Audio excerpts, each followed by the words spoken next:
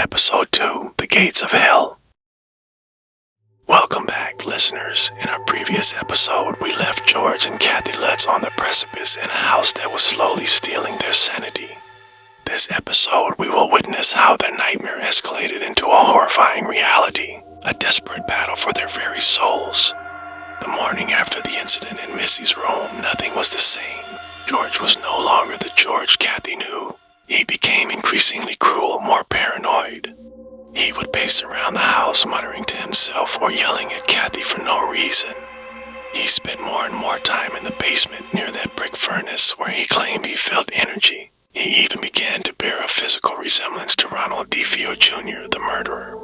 His hair started to recede, his eyes were sunken, and he always looked disheveled as if he'd been sleeping in dirt. And the dirt. One morning, Kathy discovered black, viscous, foul-smelling sludge oozing out of the toilet on the second floor. When she tried to clean it, the stench was so overwhelming it made her gag. What was it? It wasn't human waste. It felt malevolent. Terror in the house escalated rapidly, as if the thin veil holding back the horror had ripped wide open. Kathy would feel invisible hands touching her, pulling her hair. She'd see red scratches appear on her skin with no clear cause. The children, once full of laughter, now feared being alone. They reported seeing grotesque faces peeking from closets, hearing sinister whispers ordering them to do terrible things. Missy and Jody now shared an even more disturbing bond. Missy would speak to Jody in a voice that wasn't hers, a deep, raspy voice saying things that made one's blood run cold. Jody wants George to burn us all, she whispered one night, her eyes glowing red. Kathy was desperate. She tried to take the children away. She packed bags. But every time they tried to leave the house, their car wouldn't start. The front door seemed locked from the inside, even though the key wasn't in it. The house would not let them go. George, on the other hand, had completely succumbed to the house's influence. He would roam the nights, sometimes clutching an axe from the wood pile, staring intently at Kathy and the children as they slept. He claimed he heard voices ordering him to kill them, just as DeFeo had. He even tried to light fires in the furnace, implying he wanted to burn the whole house down with them inside. One night, Kathy heard a strange sound from the basement. She knew she shouldn't go down there, but something compelled her. In a dark corner, behind an old cupboard, she saw a small, hidden room that wasn't on the house's blueprints. Its walls were bright red, like dry blood, and there was a strong sulfurous stench. It was the room known as the Red Room. She felt a chilling cold emanate from it, an evil so potent it felt like a physical pressure on her chest. She was certain this was the very heart of the evil that haunted the house. On their final night in the house, the terror reached its crescendo. It was a stormy night, wind howling outside, lightning flashing, and the house groaned, moaned, and shrieked as if it were a living creature. The poltergeist activity became extreme. Objects began to fly with incredible force, kitchen knives, books, plates shattering against walls.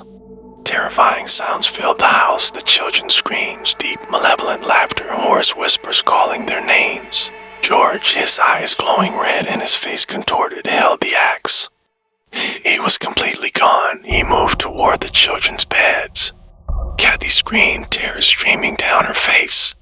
She knew it was 3:15 a.m. She knew what was about to happen. She had to stop him. With a desperate strength born of a mother's terror, Kathy screamed, pleaded, and finally somehow managed to pull her children from their beds. They ran. The possessed George chased them, his axe swinging wildly in the darkness. They tumbled down the stairs towards the front door. House tried to stop them, doors slammed shut. Items flew off shelves, but they kept running. Finally, with one last surge of adrenaline, they burst out the door. They ran out into the raging storm, into the dark night, carrying nothing but the clothes on their backs and an unspeakable terror in their souls. As they sped away in the car, cutting through the heavy rain, George suddenly seemed to snap back to himself. He stared at his hands, then at his family, then at the house behind them.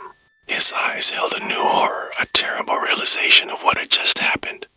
They had escaped. They had gotten out. The Lutz family never returned to 112 Ocean Avenue. They left all their belongings, their clothes, their furniture, their memories behind.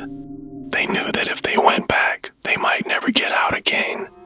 They told their story, but many doubted them, calling them crazy sensation seekers. But George and Kathy Lutz insisted on the truth of their story until their dying days. They knew what they had experienced. They knew that behind the facade of that dream home, there was a literal gateway to hell. A place where evil was deeply rooted, waiting to claim anyone who dared to call it their own. Even today, people still visit 112 Ocean Avenue. They peer over the fence, trying to sense the lingering horror that took place there. The house remains, standing stoically by the quiet canal. But for those who know, for those who have heard the whispers from its walls, for those who have felt the bone-chilling cold, they know that something far darker still lurks within, something still waiting. With that, I leave you with the horrors of 112 Ocean Avenue until the next tale of terror.